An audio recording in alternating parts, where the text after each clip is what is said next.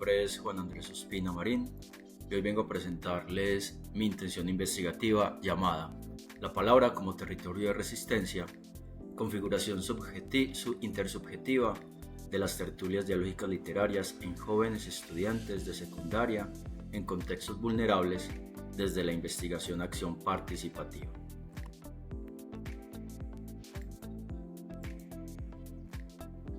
Mi constructo se basa en 4 elementos.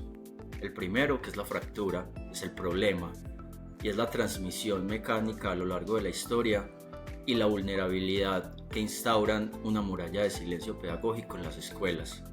El segundo elemento es el puente y es la intervención de mi propuesta investigativa, que son las tertulias dialógicas literarias como una esfera democrática y un encuentro intersubjetivo entre los participantes. El tercer elemento son los planos, que es mi metodología, y esta se basa en la investigación-acción.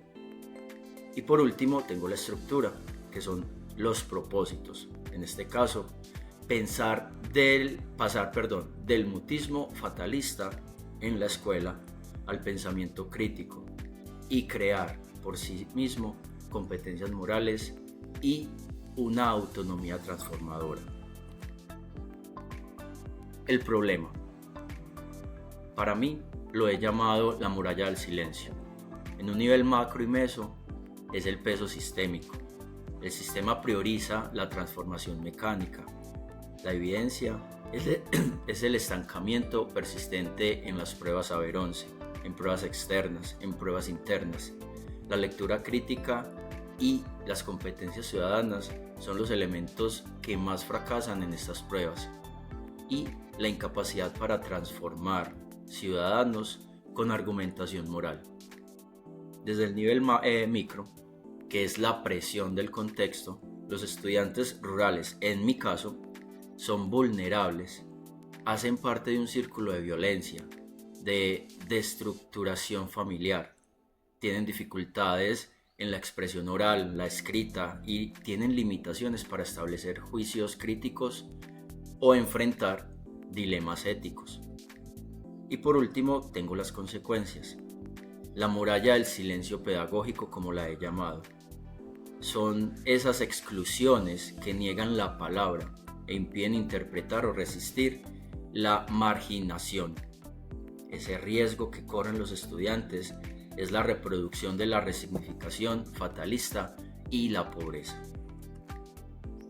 Tengo 3 preguntas de investigación que he llamado la brújula del estudio. ¿El qué?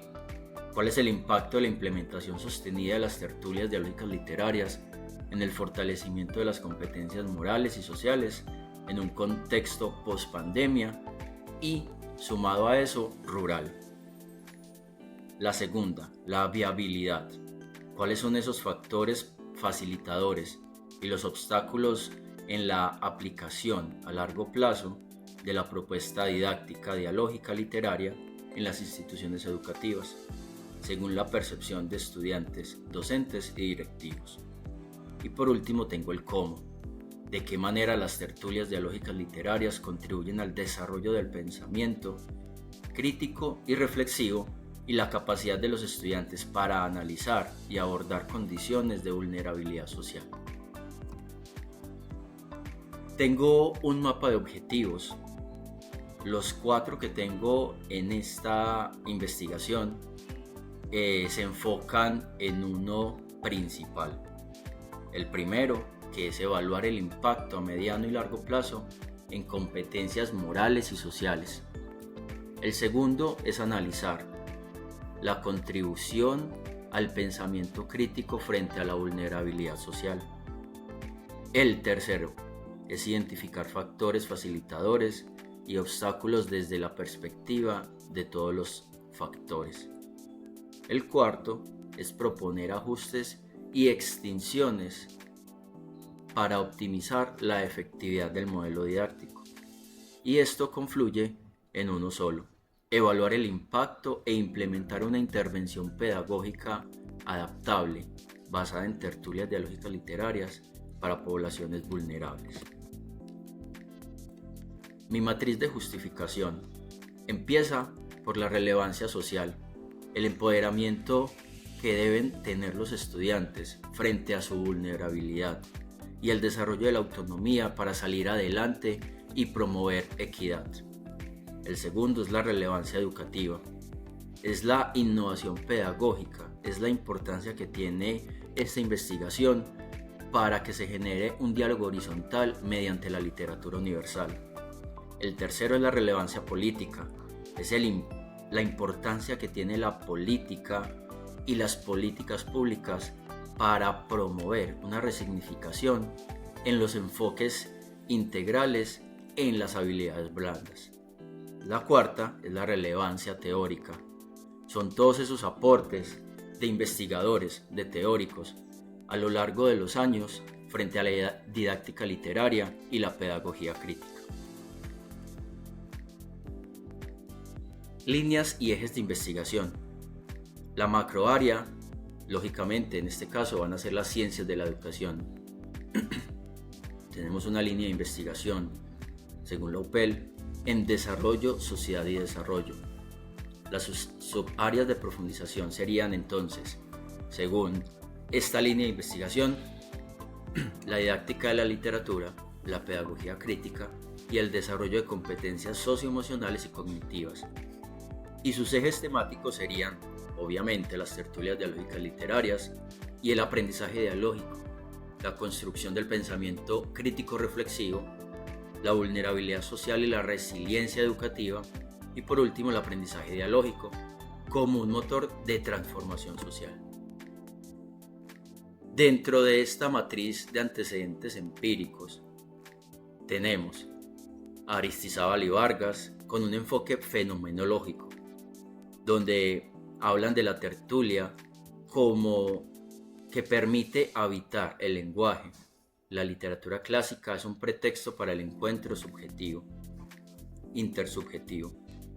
Los soportes para esta tesis, para este trabajo, sería la validación de que el pensamiento crítico nace de la vivencia del lector con el texto, no el análisis técnico-gramatical. Ahí es donde se encuentra el sentido de estos textos frente a la vida que tienen los estudiantes. Tenemos también a Fernández Villardón y otros, con una metodología comunicativa crítica, donde se habla de que las tertulias dialógicas literarias incrementan significativamente la capacidad de argumentación en los estudiantes. Además, se evidencia que en contextos vulnerables pueden desarrollar cognición y de orden superior interactuando con clásicos. Y por último tengo a Raya Maldonado y del Moral con un estudio etnográfico, donde la transformación educativa depende de la igualdad de diferencias. El saber del docente no impone sobre el estudiante. Y esta fija pautas metodológicas para asegurar un ambiente dialógico, no invasivo durante la intervención de campo, o sea, las mismas tertulias. Dentro de ese tejido teórico he formado 5 pilares fundamentales que cruza la intervención de las tertulias dialógicas literarias hacia una emancipación. De ahí es donde se trabaja la pedagogía crítica desde los enfoques de Freire y Giroux, epistemologías del sur, de Sousa Santos, la acción comunicativa de Habermas, la hermenéutica y la filosofía dialógica desde Gadamer, Bober y Hugas, y la ética de las capacidades de Nussmann. No son simples marcos conceptuales, sino posturas políticas y filosóficas frente al acto educativo. Como profundización teórica, tenemos un apartado que lo he llamado Emancipación y Saberes.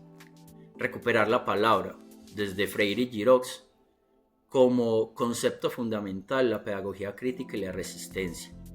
La escuela como esfera pública democrática. La literatura no es comprensión lectora mecánica, sino un acto de emancipación. La ecología del saber, de Sousa Santos. Las epistemologías del sur frente al pensamiento abismal.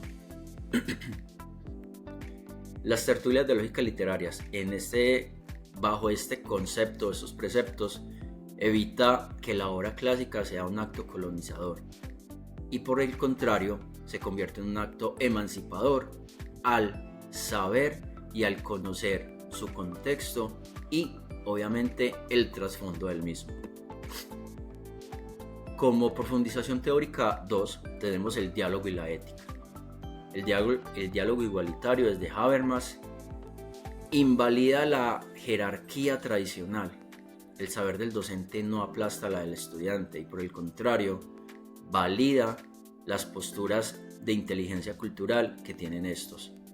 La imaginación de la narrativa de Nussmann son esas éticas de las capacidades. Las obras literarias clásicas operan como un laboratorio moral o una simulación ética para ensayar la empatía frente a las fracturas sociales de su propia realidad. Y por último tengo el encuentro del yo y el tú de Bober y Gadamer. Desde la hermenéutica, la realidad social se lee como un texto, justifica la evaluación cualitativa mediante la comprensión de sentidos y ahí se genera la ruptura asignificante y el discurso de los estudiantes empieza a transformarse. Desde la epistemología y desde la pentadimensionalidad tenemos un techo que es la emancipación mediante las tertulias dialógicas literarias. Los pilares, como lo acabo de mencionar, son Freire, Giroux, de Souza, Habermas, Gadamer, Bober, Ugas y Nussmann.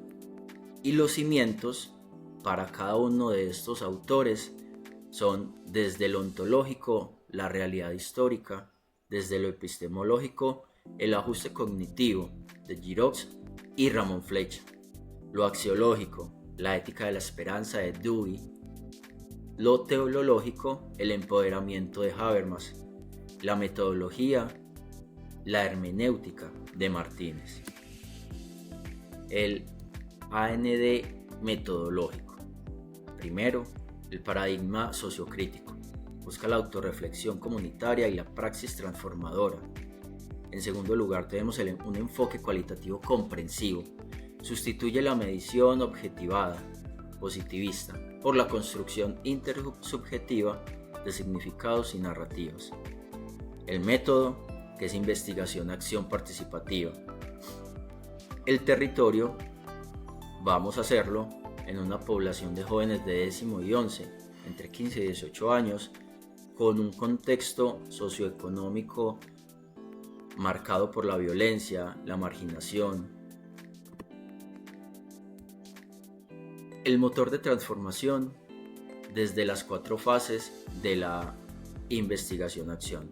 El primero, la fase de encuentro, es una aproximación del contexto de la problemática de los estudiantes.